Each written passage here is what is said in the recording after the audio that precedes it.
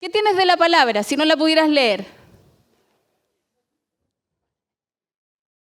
Aún hoy hay muchos países que no tienen acceso a la Biblia y todo lo que tienes es lo que te puedes memorizar, lo que tienes en tu mente y en tu corazón. Entonces, nosotros que tenemos la Biblia es un valor incalculable.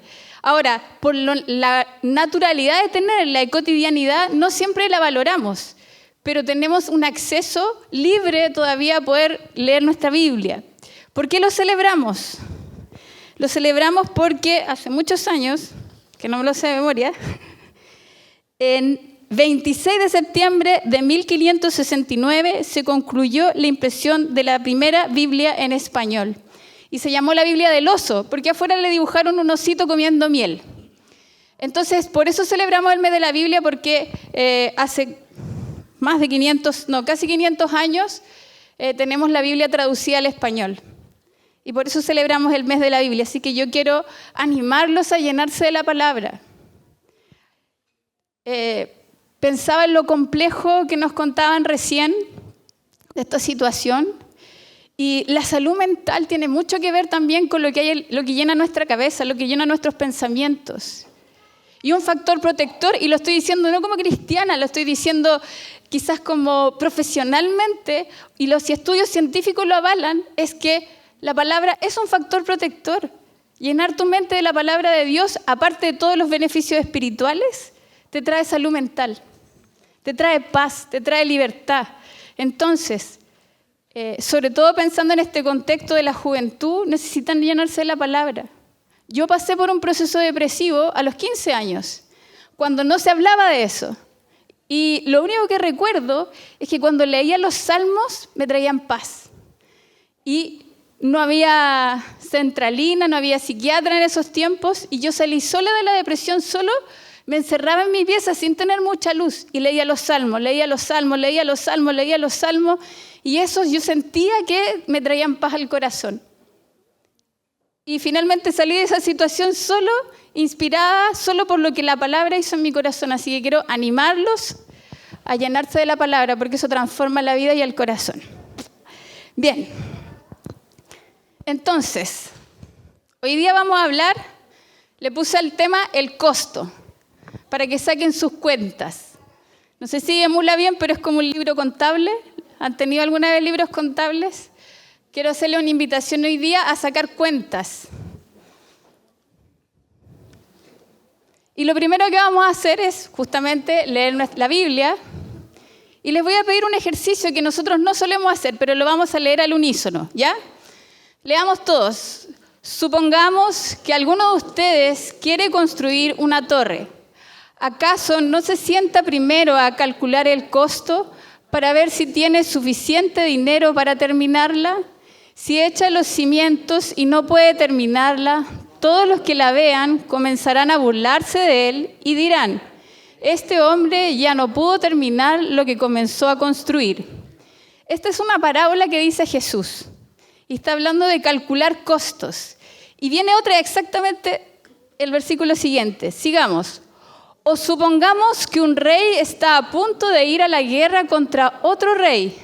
¿Acaso no se sienta primero a calcular si con 10,000 hombres es posible enfrentarse al que viene contra él con 20,000? Si no puede, enviará una delegación mientras el otro está todavía lejos para pedir condiciones de paz. Son dos parábolas que Jesús cuenta y que nos hacen ver que sí, es de cristianos y es sensato calcular antes de tomar decisiones. Y quiero que reflexionemos un ratito sobre esto, sobre el costo que tienen las cosas, ¿ya? A propósito de esto, surgió porque con mis hijos, de manera espontánea, empezamos a estudiar los exploradores. Entonces estudiamos Cristóbal Colón, estudiamos James Cook, estudiamos a Fernando de Magallanes. Y algo que nos llamó mucho la atención y que a mí me llamó mucho la atención era el altísimo costo que significaba salir a explorar, ¿ya? No es propio de este siglo de comodidades pagar los costos tan altos por además resultados inciertos. Así que los invito a estudiar esa historia porque la verdad que son muy entretenidas. Bueno, entre medio de eso surge una historia. Entonces yo quiero que ustedes imaginen que están leyendo el diario, están en el Emol, están en Instagram, en alguna red social y aparece este aviso. ¿Ya? Y dice, se busca para viaje arriesgado, pequeña paga, frío extremo, largos meses en completa oscuridad, peligro constante, dudosa vuelta a salvo, honra y reconocimiento en caso de éxito. ¿Quién se apunta?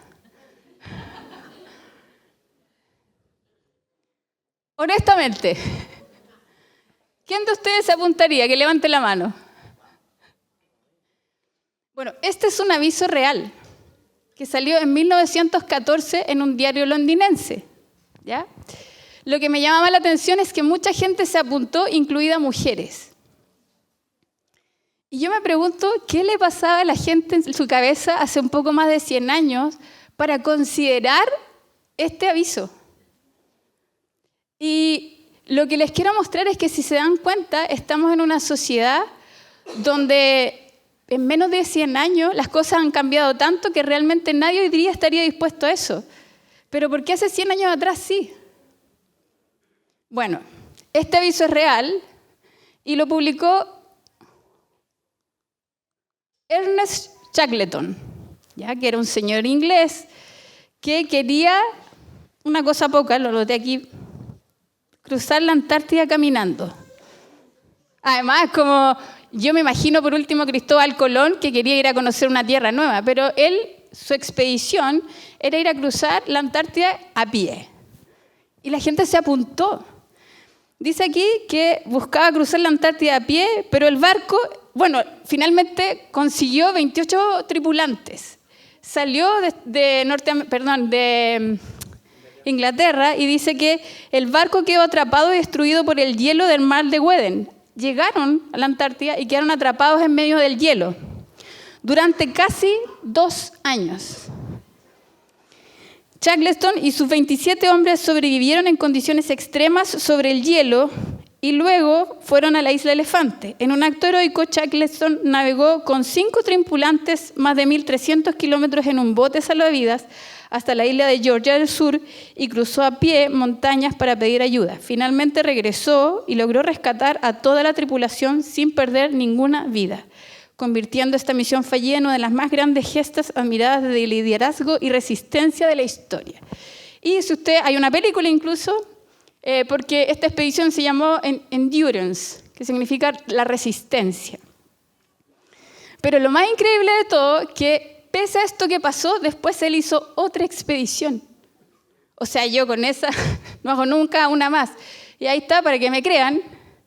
Esa es una foto del Endurance antes porque después el hielo como que lo absorbió y quedó sumergido. Se encontró hace pocos años, ya por si quieren buscar la historia. Y ahí está él, ya en su expedición después de la que yo les comenté. ¿Qué pasa? ¿Por qué nosotros ahora no iríamos a algo así? Y hace 100 años sí. Porque nosotros estamos metidos en un siglo donde hay conceptos que han adquirido mucho valor. Por ejemplo, satisfacción garantizada. El aviso anterior no tenía ninguna satisfacción garantizada, de hecho te garantizaban peligro, frío, dolor, pero nosotros vivimos una cultura de la satisfacción garantizada, del confort, de que sea gratis, de que sea rápido, de entrega inmediata. Y un concepto que ahora está tomando mucho peso, low cost. ¿Qué significa low cost? Bajo costo. Y creo que es muy importante que reflexionemos de esto. La palabra nos insta en Romanos 12 y dice, no se amolden al mundo actual, sino sean transformados mediante la renovación de su mente. El siglo actual no se refiere a la edad del siglo XXI, se refiere a una mentalidad. Y es súper difícil tomar distancia de la mentalidad que tenemos. Y creemos que tiene que ser así, pero cuando tomamos distancia y nos miramos a la luz de la palabra, es súper fuerte la cultura en la que estamos, porque valoramos lo fácil, lo cómodo, lo rápido, lo que cuesta poco. Entonces, cuando algo cuesta bastante, cuando nos requiere esfuerzo, cuando hay sufrimiento de por medio, cuando no es gratis, cuando no es cómodo, lo sentimos como malo. Lo rehusamos. No lo hacemos. Pero la verdad que eso no es la realidad. Y que el reino tiene mucho de alto costo, de incomodidad, y nosotros tenemos que sacarnos esta manera de ver y ver cómo se ven las cosas desde el reino de Dios. Y algo muy importante, también esa realidad tenemos que traspasarla a nuestros hijos. Nuestros hijos no tienen que salir de la mentalidad del low cost, de la comodidad, de lo instantáneo. Pero es difícil porque estamos en una cultura que propicia eso. ¿Me doy a entender? Miren, en 4 o 5 minutos quiero que reflexionemos un poco del costo real de las cosas. Yo hice un ejercicio, pero es proporcional a cualquiera del sueldo de ustedes, ¿ya? Vamos a imaginar que una persona promedio gana 1.200.000 líquido y que tiene una jornada de 45 horas. Eso quiere decir que trabaja 2.340 horas al año, ¿ya? Si usted gana más o menos, el ejercicio es proporcional, así que es más o menos lo mismo. Los norteamericanos hacen un ejercicio que nosotros solemos no hacer, que miden las cosas en años. Uno le pregunta a un gringo cuánto gana y te dice, no sé, $20.000 anuales. Y también lo evalúan en términos de tiempo. Entonces, esto es un ejercicio muy general, pero quiero que vayan conmigo. Un chileno promedio, para que ustedes sepan, pagamos IVA, ¿cierto? En nuestro consumo. El 19% de todo lo que ganamos es para el César. ¿Sí o no? Sí. Y en general la mayoría de los chilenos pagamos el impuesto global complementario que parte de un 3%. Ahora, independiente de la cantidad de dinero de tu sueldo, lo traspasé a tiempo, porque el tiempo es igual para todos. Miren, a ver si tengo puntero aquí. Si se fijan, trabajamos casi 2 meses de nuestro año para el Estado. 2 meses de vida de lo que trabajas es para pagar impuestos. No haré ni un comentario, pero sí es importante entender que 2 meses de nuestro año trabajamos para pagar impuestos. Después está el dividendo o un arriendo, que aunque ahí dice 400, es proporcional. Entonces, más o menos trabajamos 4 meses de nuestro año para pagar nuestra casa. Invertimos harto, invertimos mucho en nuestra casa. En un auto, la patente, la mantención, el seguro, en promedio casi un mes. Poquito menos de un mes de nuestra vida lo invertimos en el auto. Y bueno, después los gastos básicos para tener luz, agua, gas, internet, trabajamos más o menos 2 meses de nuestra vida. ¿Lo habían medido en tiempo alguna vez? Porque ¿qué es lo que todos sí tenemos? ¿Qué es lo que es la vida? El tiempo, los días. Invertimos entonces casi 2 meses en impuestos, casi 4 meses en nuestra casa. Es la vida que invertimos en eso. Entonces, sí tienen costo las cosas, sí tiene costo nuestro auto, sí tiene costo la casa que tenemos. Y sí tiene costo cómo invierte el Estado el dinero, porque yo escuché mucho en el servicio público y decía, no, total es la plata del Estado. No es la plata del Estado, son 2 meses de nuestra vida anual que invertimos en eso para que se bien gaste o mal gaste. Pero es importante mirar el costo que tienen las cosas. Ahora, independiente del sueldo, les quiero mostrar algunos ejemplos más. El costo de oportunidades perdidas. Cuando decimos sí a algo, siempre estamos dejando otra cosa. Entonces, cuando tomamos una oportunidad, estamos dejando otras. Y eso también es un costo. Nunca es 100% y cero. Estamos dejando de lado algo. El costo de las relaciones descuidadas. No invertir tiempo en nuestra familia, en nuestros amigos, en nuestra pareja, genera distancia y a la larga quiebre de vínculos. Tiene un costo. Y también lo contrario. Tener buenas relaciones de amistad, tener un buen matrimonio, tener buena relación con la familia, tiene un costo. Implica llamar, estar, disponerse, ayudar. Entonces, el buen matrimonio que tienes, los buenos amigos que tienes, tuvieron un costo. ¿Sí o no? Sigamos. El costo de la salud. No dormir lo suficiente, tener mala alimentación, estrés acumulado. El costo aparece después en enfermedades crónicas, pérdida de energía, menor calidad de vida. ¿Tiene un costo no cuidarse? Tiene un costo. Costo de la falta de descanso y silencio, muy propio de nosotros en el siglo XXI. Vivir corriendo y nunca detenerse genera vacío, agotamiento espiritual y emocional. Es un costo que se paga en ansiedad y falta de claridad. Y hay mandamientos súper claros al respecto. Y no respetarlos trae un costo. Estamos ansiosos, estamos perdidos, no tenemos claridad. ¿Se dan cuenta cómo todo sí tiene un costo?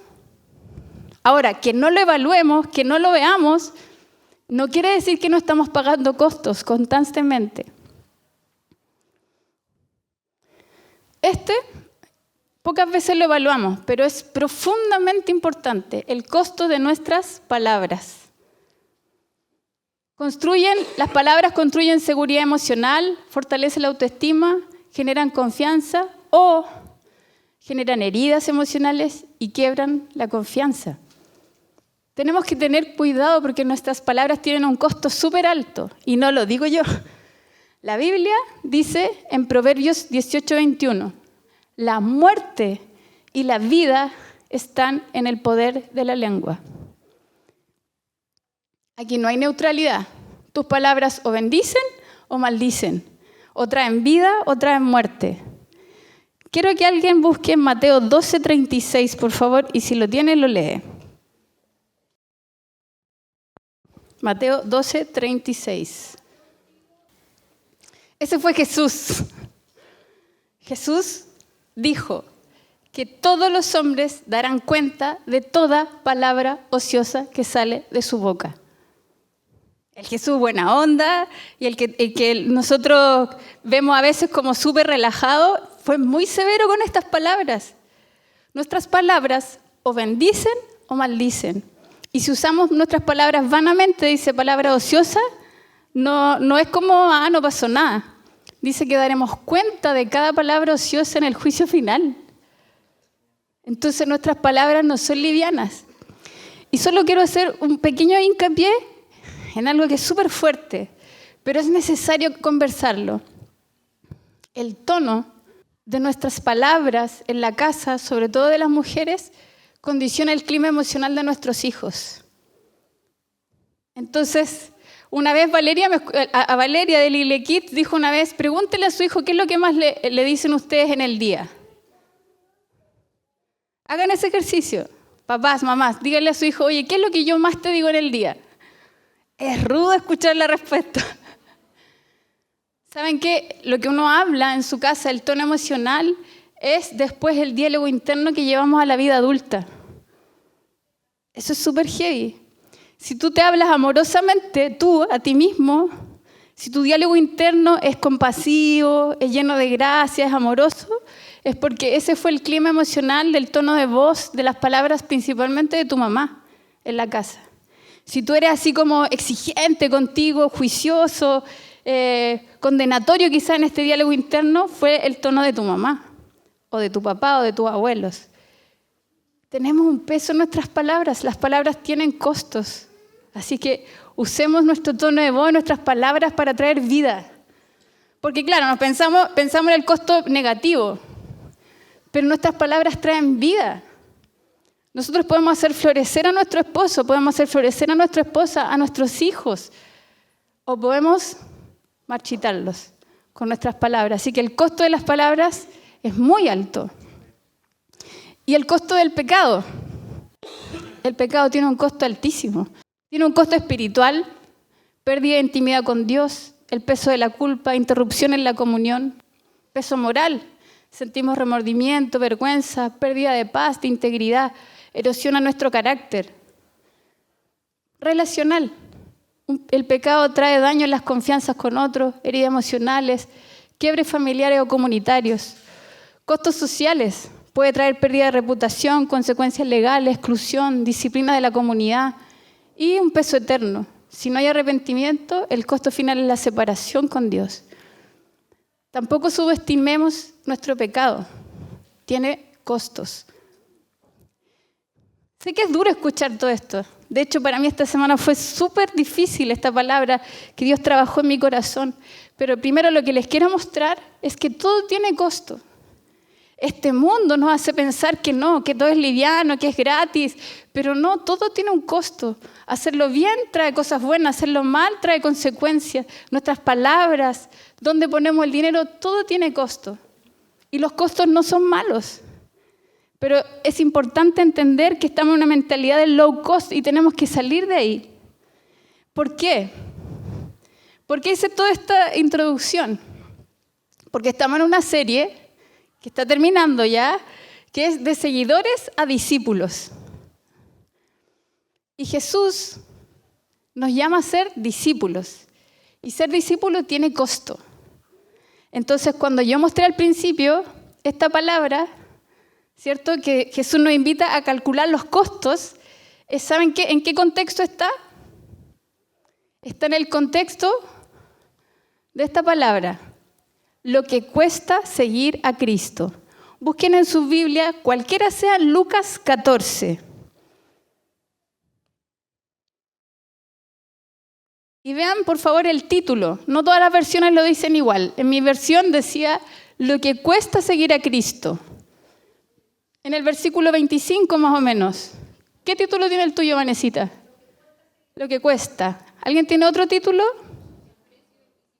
El precio del discipulado. Lo que cuesta seguir. Me llama la atención porque en general en nuestra cultura tratamos como, no sé si les ha pasado que ustedes compran algo, un pack, un viaje y aparece como de bajo costo y después aparecen como otras cosas que había que pagar y que no te dijeron.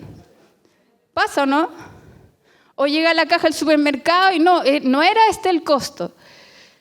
En nuestra cultura siempre tratamos de mostrar poco costo para que la gente le sea atractivo. Y después de a poco uno va diciendo, en realidad había que pagar esto y esto y esto, y el costo la verdad que era muy elevado. Pero Jesús no es así. Él fue muy transparente y muy claro y enfático en contarnos y en explicar cuál era el costo de seguirlo como discípulo. Dice, grandes multitudes iban con él, y volviéndose les dijo, si alguno viene a mí y no aborrece a su padre, madre y mujer e hijos y hermanos y hermanas, y aún también su propia vida, no puede ser mi discípulo. Y el que no lleva su cruz y viene en pos de mí, no puede ser mi discípulo. Así pues, cualquiera de vosotros que no renuncia a todo lo que posee, no puede ser mi discípulo. Y entre ese espacio que dejé, ahí van las dos parábolas del costo. Le está diciendo a la multitud, evalúen el costo. Ser mi discípulo tiene un costo muy alto y se lo estoy explicitando. Revisémoslo brevemente. Son 3 partes. Dice, si alguno viene a mí y no aborrece a su padre, madre, mujer, hijo, hermano, hermanas y aún también su propia vida, no puede ser mi discípulo. Odiar, aborrecer o despreciar, el verbo en latín, en realidad lo que está diciendo no es un mandato literal a odiar, ¿ya? Lo que pasa es que en el griego también hay como, se llaman, déjenme acordar, semitismos, ¿ya? Que es como una exageración. Lo que él está diciendo es no un mandato literal de odiar, sino un semitismo que indica comparación de amores. Jesús exige que el amor a él sea supremo por encima de cualquier otro. ¿Dónde se nota más? Este mismo texto está en Mateo, pero Mateo lo dice de una manera menos griega, porque le está hablando a los judíos. Entonces dice, el que ama a padre o madre más que a mí, no es digno de mí, y el que ama a hijo o hija más que a mí, no es digno de mí. Ahí entonces nos queda más parecido como a nuestro lenguaje español, menos agresivo quizás, pero para ser discípulo, Jesús tiene que ser tu primer amor. Eso es. Debe ocupar la primera posición en tus afectos, en tu amor. En ningún caso está diciendo que no ame a tu esposa ni a tus hijos, pero Él tiene que ser primero. Y hay un texto que no me acuerdo la cita, que esa palabra siempre me golpea cuando dice que Jesús tiene que tener la preeminencia en todo. Es como una palabra grandilocuente, y la preeminencia. O sea, tiene que estar por sobre todo, por encima de todo. Si quieres ser discípulo, Jesús tiene que llenarlo todo en tu corazón. Lo segundo que dice, el que no lleva su cruz y viene en pos de mí, no puede ser mi discípulo. ¿Cuál es el costo? La expresión llevar la cruz era conocida como metáfora de aceptar una condena de muerte. Aquí significa aceptar la disposición a morir a ti mismo, al prestigio, a la comodidad y vivir en obediencia a Cristo. Cuando dice Juan, es necesario que Él crezca y que yo mengüe. De eso se trata. Que cada vez seas menos tú y más Él.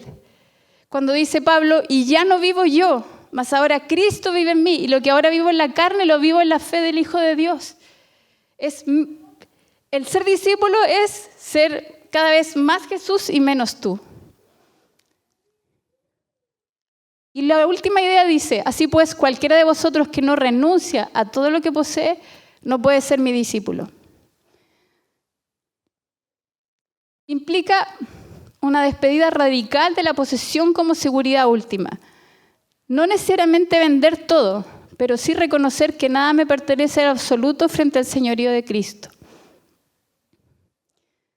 Es lo que le pasó al joven rico, ¿cierto? Cuando somos enfrentados a esta palabra es incómoda, porque generalmente apreciamos mucho todo lo que tenemos. Y no es que Dios nos lo quiera quitar, pero es saber en qué lugar ocupan en nuestro corazón. Aquí hay una imagen de una película que está Pablo, que es el hombre más anciano, en la cárcel de Roma, hablándole a Lucas.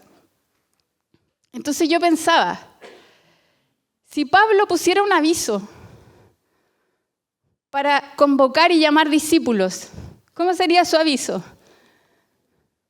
Se busca discípulos, trabajos abundantes, peligro de azotes, cárcel, naufragio, fatiga, muchos desvelos, hambre, sed, ayunos, entre otros. Contactar a Pablo el apóstol si alguien quiere ser discípulo. Todo lo que está aquí sale en la Biblia, lo que él pasó como discípulo. Lo que quiero es mostrarles el siglo en que estamos, en que todo le baja el costo, pero somos llamados a pagar un costo alto y maravilloso, que es poner a Jesús en primer lugar en nuestro corazón. Miren, que conste que no lo digo yo, lo traje ahí porque además creo que va a estar en 2 semanas más. Cuando esté en la noche de oración, él va a estar aquí, si Dios quiere. Y si no, va a estar el 17, creo, de octubre en Concepción. Bueno, él es un pastor muy respetado en la iglesia Viñas, ya una persona muy adulta que ha escrito varios libros, que tiene una escuela de discipulado, de líderes, y él escribió un libro que se llama Discípulos Hoy. Y yo traje literal lo que él dice para que después, cualquier cosa, yo no lo dije, lo dijo él, pregúntenle a él. Dice, decía, admiro a Pablo de Tarso. O sea, Pablo de Tarso hizo que mi respeto hacia él aumentara al ver lo que él estuvo dispuesto a soportar con tal de extender el evangelio. Al leer el Nuevo Testamento veo un tipo diferente de cristianismo del que existe normalmente en nuestras iglesias. Mi Biblia está repleta de palabras fuertes como luchar, perseverar, permanecer, derribar, resistir, sufrir, sacrificar. ¿Dónde están estas palabras en la vida de los creyentes hoy? Faltan. Parece que nos hemos convertido en, lo dice él, peleles y quejicas. Yo imagino que quejica debe ser como quejones, ¿no? Y quejicas y debiluchos. Hemos creado un cristianismo indoloro. La mayoría de los cristianos hoy día tienen un muy bajo umbral del dolor. Nos hemos vuelto intolerantes a cualquier inconveniente, retraso o necesidad persistente. Queremos todo de manera instantánea. ¿Quién dice amén? Queremos todo rápido. Señor, dame paciencia, pero dámela ya. Queremos que todos los que están en nuestras vidas sean amables con nosotros. Vamos como toros a través de nuestros problemas o pedimos prestado para suplir nuestras necesidades. Y esto es súper heavy. Dice, tal vez este sea el inconveniente de tener tanta prosperidad. Hay una prosperidad dada por Dios, pero se ve precedida por su prueba y tratos que nos moldea de tal forma que la prosperidad no nos lleva a la ruina.